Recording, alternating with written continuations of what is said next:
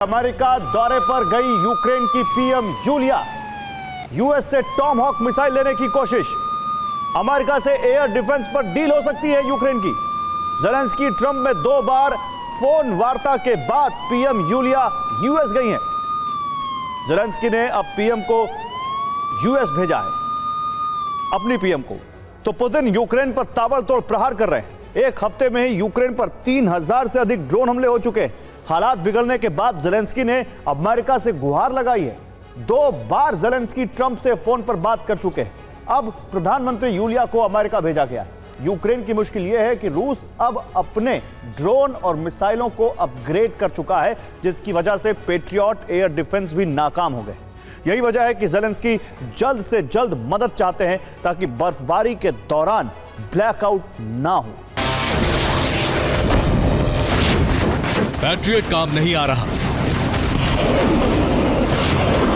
Air defence नाकाम हो रहे और यूक्रेन के शहर धधक रहे।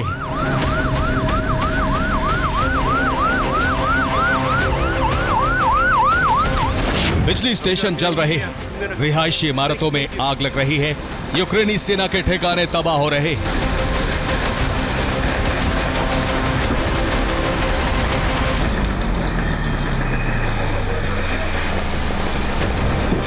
रूस के हमलों से घबराए ज़ेलेंस्की एक बार फिर अमेरिका की शरण में है। 2 बार फोन पर मदद की गुहार लगा चुके हैं।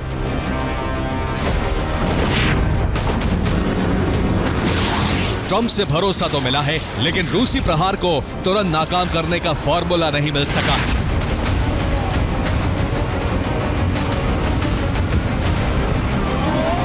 यूक्रेन में हर बीतते दिन के साथ मौसम ठंडा हो रहा है, तापमान नीचे जा रहा है, लेकिन कई इलाकों में बिजली गुल है और बिजली सप्लाई केंद्रों पर हमले जारी हैं।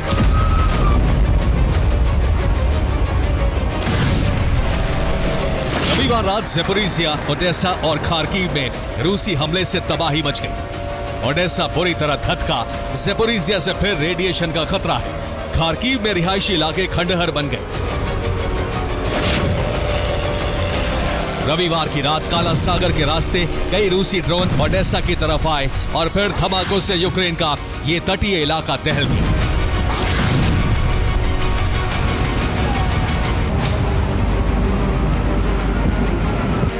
ओडेसा में सबसे बड़ा धमाका बिजली सब स्टेशन पर ड्रोन गिरने के बाद हुआ।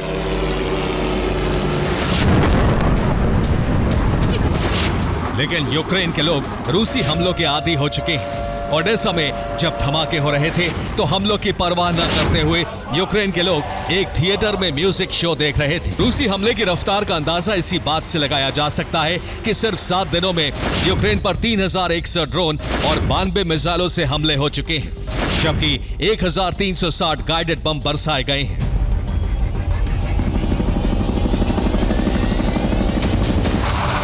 एक रिपोर्ट के मुताबिक खार्किव पर हमले का सिलसिला जारी है। खार्किव में स्थानीय समय के मुताबिक रात 2 बजे हमले किए गए।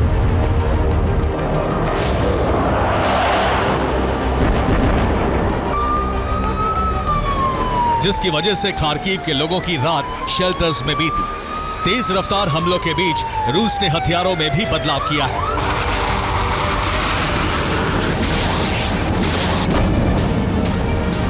रूस ने हमले के ड्रोन लॉन्च साइट में बदलाव किया है। अब रूस के नए इलाकों से ड्रोन हमले किए जा रहे हैं। रूसी ड्रोन को इंटरसेप्ट करना भी बेहद मुश्किल है। रूस ने अपनी मिसाइलों और ड्रोन को नए सॉफ्टवेयर से लैस कर दिया है, जिसकी वजह से रूसी हमलों को नाकाम करना मुश्किल हो रहा है।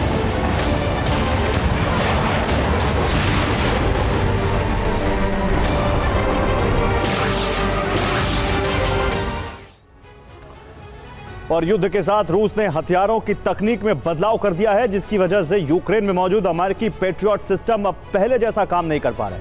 रिपोर्ट के मुताबिक पहले पेट्रियट की मारक क्षमता सटीकता के पैमाने पर 42% थी, लेकिन अब यह केवल 6% रह गई। इसकी वजह यह है कि अब रूसी मिसाइल नए सॉफ्टवेयर से लैस है। रूस ने अपने ड्रोन को भी AI की मदद से अधिक ताकतवर बना लिया है।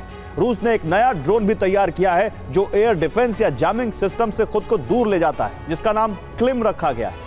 ये 80 मिनट तक हवा में रह सकता है। रूस का नया क्लिम ड्रोन 5 किलो विस्फोटक के साथ हमला कर सकता है। खास बात यह है कि हवा में रहते हुए ये 120 किलोमीटर दूर से ही अपने टारगेट की पहचान कर सकता है और सटीक हमले कर सकता है।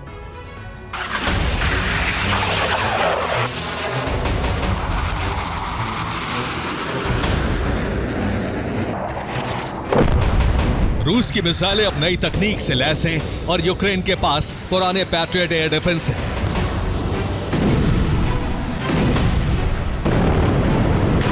यही वजह है कि ज़ेलेंस्की अमेरिका से लगातार अपग्रेडेड वर्जन वाले पैट्रियट की मांग कर रहे हैं। ज़ेलेंस्की के मुताबिक रूस जंग चीन, ईरान और नॉर्थ कोरिया की मदद से लड़ रहा है, इसलिए यूक्रेन लाचार साबित हो रहा है।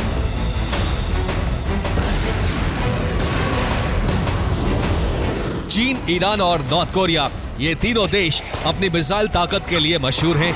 यूक्रेन दावा कर रहा है कि इन्हीं देशों की मदद से रूस के हथियार अपग्रेड हुए हैं।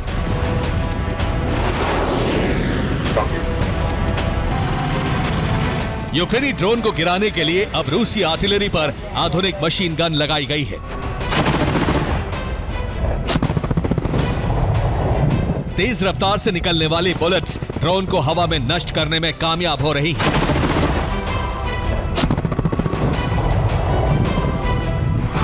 रूसी हमलों की वजह से यूक्रेन में रेल सेवा बुरी तरह प्रभावित हुई है।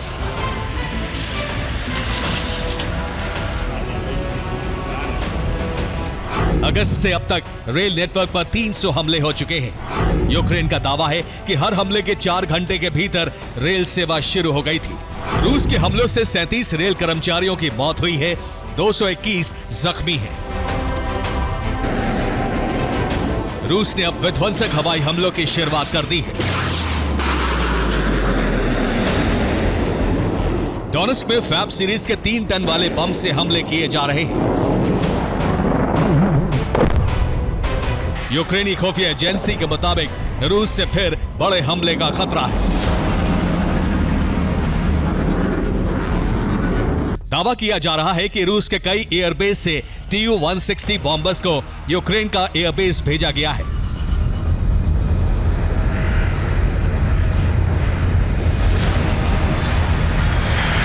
इसलिए डर है कि आज रात कीव पर मिसाइलों की बरसात हो सकती है।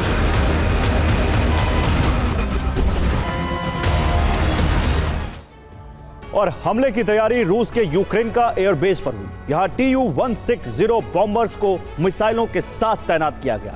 इसी बेस पर बॉम्बर्स में KH-101 क्रूज मिसाइल लोड किए गए और इसके बाद बॉम्बर यूक्रेन पर हमले के लिए बिल्कुल तैयार है। यूक्रेन का एयरबेस से फ्यूल और अटैक प्लान लेने के बाद यूक्रेन के कई प्रांतों में हमले किए जा सकते हैं। यूक्रेन पर स्कैंडर मिसाइल के अलावा KN सीरीज की मिसाइलों से भी हमले हो सकते हैं।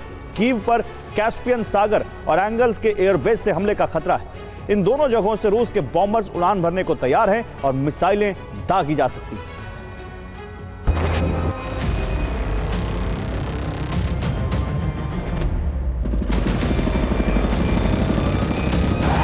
यूरोप का सबसे बड़ा परमाणु पावर प्लांट ज़ैपोरिज़िया प्लांट सितंबर के अंत से करीब 3 हफ्ते तक ब्लैकआउट मोड में रहा है, जिससे परमाणु सुरक्षा को खतरा पैदा हो गया है।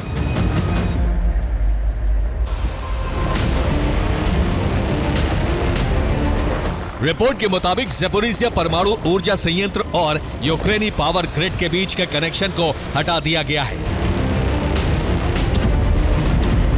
रूसी सेना ने 23 सितंबर को एक बिजली लाइन पर हमला किया था, जिससे प्लांट का यूक्रेन के बिजली ग्रिड से कनेक्शन टूट गया था।